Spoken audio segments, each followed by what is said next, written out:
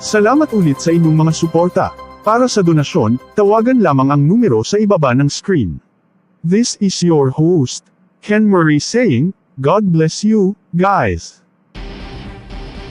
And cut.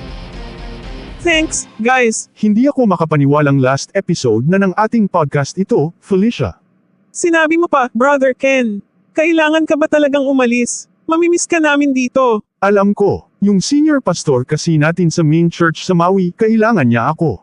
May plano din kaming pumunta sa Florida kasama ng ating mission pastor next week. Para tulungan yung mga taong nasalanta ng hurricane. Oo, tama ka, Brother Ken. Huwag kang mag-alala, si Marcus ang papalit sa akin. Darating siya bukas. Magugustuhan mo siya. Siya na ang bahala sa ating podcast. Sana nga. Oo, paano? Kailangan ko nang umalis.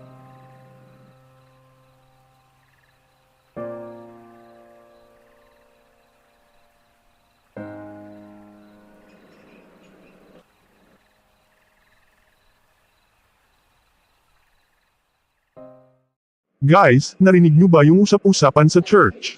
Anong usap-usapan ang sinasabi mo, Brother Colton? Pinag-uusapan ng ating church committee ang pagpapaalis kay Pastor Rowan.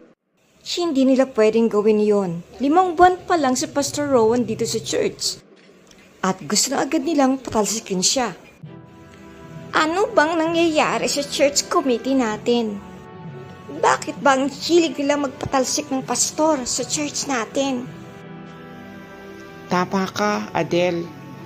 Pinatalsik din nila last year si Pastor Martin dahil matanda na raw at boring magturo. Ano na naman kaya ang dahilan nila ngayon? Mali ito. Hindi ko gusto ang ginagawa nila. Kailangan nating ipanalangin ang ating church committee. Hindi na tama ang kanilang ginagawa.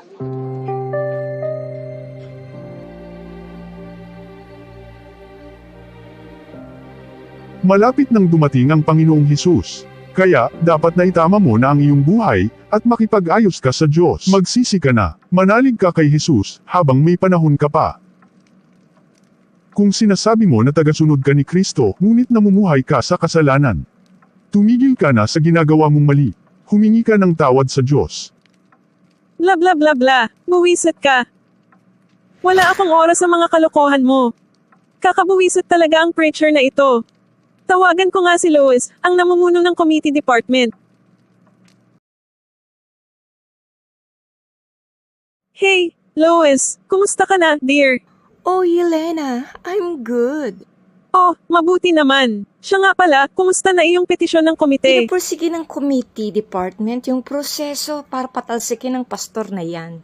Oh, yes, magaling. Pinanood ko kanina si Pastor Rowan sa TV. Nakakainis, hindi ko gusto yung style niya. Masyadong judgmental. Ay naku, sinabi mo pa, Mars. Ako rin, hindi ko matagalan ang pastor na yan. He's so annoying. Kailangan nating paalisan ng pastor na iyan. Hindi ko na ma-enjoy ang pagpunta sa church dahil sa kanya. Buwisit talaga. Kumukulo ang dugo ko. Kailangan namin ng isang tao na kakausap sa kongregasyon para ipaalam sa kanila ang ating plano. Iwan mo sa akin iyan, darling. Ako ang bahala. Sige, good night, sweet dreams.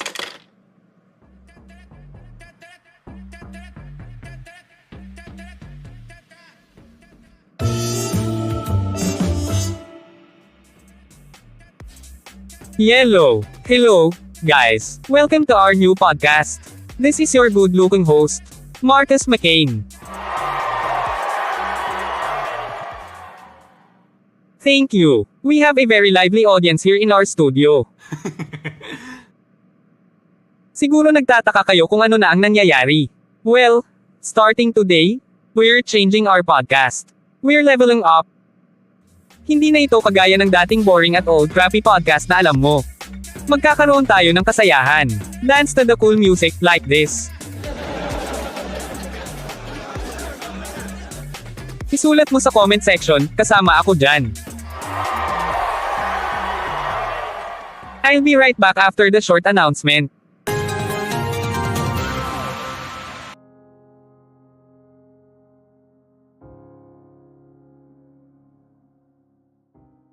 Hey, what's up, mga katropa? How are you, y'all? Hello, to all the beautiful people out there. Kung nagmamaneho ka, mag-ingat ka.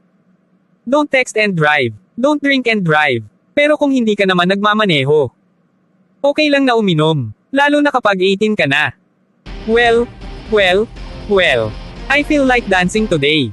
Bago tayo magpatuloy, here's our announcement for today.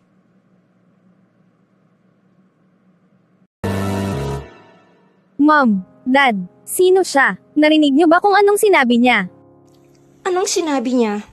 Ang sabi niya, okay lang daw uminom lalo na kapag 18 ka na. Ano? Seryoso? Sinabi niya iyon. Sino ba itong payaso na ito?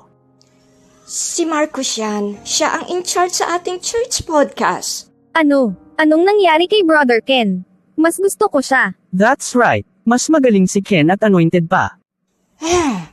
Iyon na nga ang kinagagalit ko.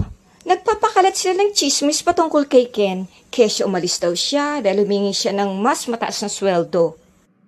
Hindi totoo yun dahil nagkausap kami ni Ken bago siya umalis. Ha? Ganun ba? Ang ibig mong sabihin hindi iyon totoo.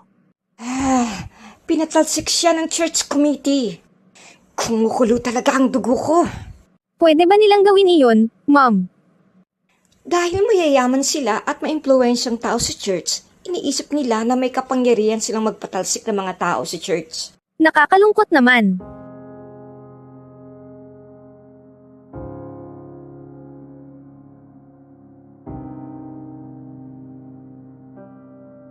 Hey, Simon, nakita mo ba yung high rating ng church podcast natin? Yeah, it's unbelievable. Bravo! Finally! Gusto ko magiging sikat ang church natin, right? The next thing you know, pupuntahan na ng mga reporters ang ating church. Salamat kay Marcus. The one and only. Yes. Gustong-gusto talaga ng anak ko yung podcast mo. Lalo na yung mga dance move mo, especially yung mga jokes. Oh, yeah. Kailangan kong gawin iyan para makakuha ng atensyon sa mga tao, you know. Seriously. What a show off. May problema ka, Alea? So what? Kailangan ng mga bata na matutong magsaya. Ang kailangang matutunan ng mga kabataan kung paano maging respectful at masunurin. Paano sila matututo? Kung ang tinuturo mo at sinasabi sa kanila na okay lang uminom ng alak. Exactly. Wow, huminga naman kayo, people. Napakaseryoso nyo naman. Ginagawa ko lang ang pinagagawa sa akin ng church committee. At ano ang gusto nilang gawin mo, Marcus? Magpasaya? Magpatawa? At iligaw ang mga tao? Kung may problema kayo dyan, huwag ako ang kausapin ninyo. Talk to the committee. Ang yabang. May ugali siya. Wala akong panahon sa kalokohan ninyo.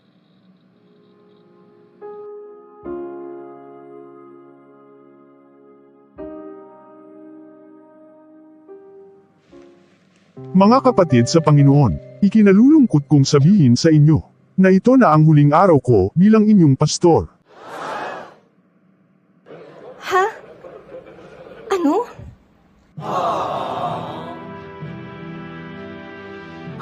Pero bakit? Anong nangyayari dito? Patatansikin din ba siya ng mga committee? Katulad ninyo, nalulungkot din ako pero huwag kayong mag-alala, isasama ko kayo sa aking mga panalangin. Good! Kailangan natin ng bagong pastor, right? Mabuti siyang tao.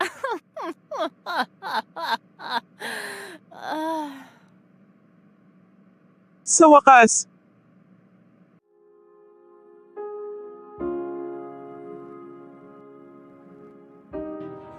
Pastor Rowan, bakit kailangan niyo pang umalis? Kailangan ka namin. Totoo yan, Pastor Rowan.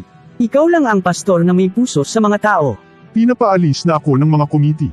Hindi sila masaya sa pangangaral ko. Sabi nila masyado daw akong marahas kong mang-aral at masyado daw akong legalistic. Sinasaktan ko daw yung mga tao dahil palagi akong nangangaral patungkol sa kasalanan at pagsisisi. Gusto nila na prosperity gospel ang ipangaral ko. Ginagawa nyo lang ang dapat ninyong gawin. Tinutukoy nyo lang ang patungkol sa kasalanan, at wala namang mali sa ginagawa ninyo. Kailangang marinig ng mga tao ang tunay na ebanghelyo, hindi iyong malabnaw na ebanghelyo. Hindi nila gusto ang estilo ko. Makaluma na daw at wala na sa uso ang style ng pangangaral ko. Ganyan din ang ginawa nila kay Brother Ken. Tinanggal nila siya at ipinalit si Marcus. Dapat ba nating hayaan na lang ang committee? Wala silang karapatan na manipulahin ang ating church. Ano na ang mangyayari sa amin ngayon, Pastor Rowan? Pwede bang sumama na lang kami sa inyo? Tama, mabuti ang naisip mo, Alexia, pwede nating ipakita sa mga komite na hindi tayo sang-ayon sa kanilang desisyon. Salamat sa inyong suporta. Talagang nalulungkot lang ako para sa kongregasyon. Kailangan nilang marinig ang totoong ebanghelyo ni Kristo, at maging handa sila sa kung anumang mangyayari sa hinaharap. Malapit nang dumating ang Panginoong Hesus. Ipanalangin natin sila, hindi nila alam ang ginagawa nila.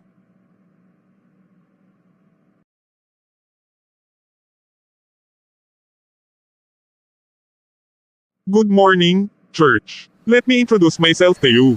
Ako ang bago ninyong pastor, si Pastor Noel Mori. Yes, ang gwapo.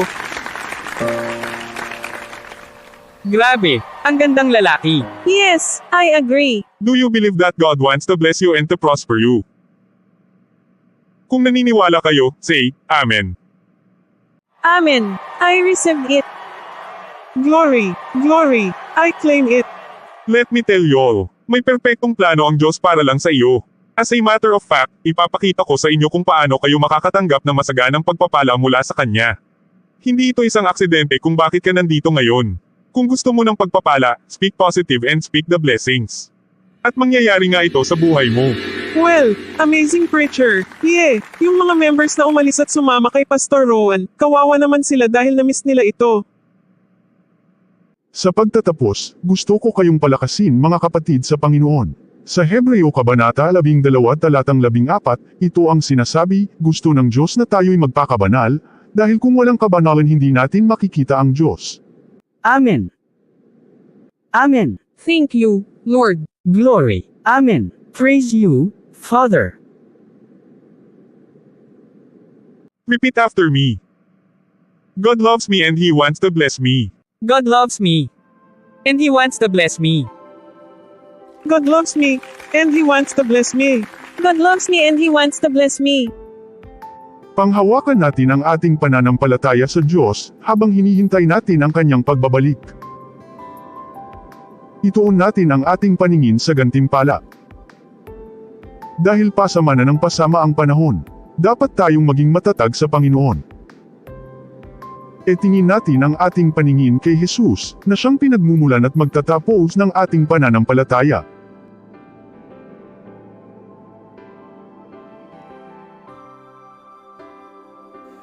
Youth on the Rock. Jesus is the rock. For young people and old alike. Please like, share, and subscribe to our channel.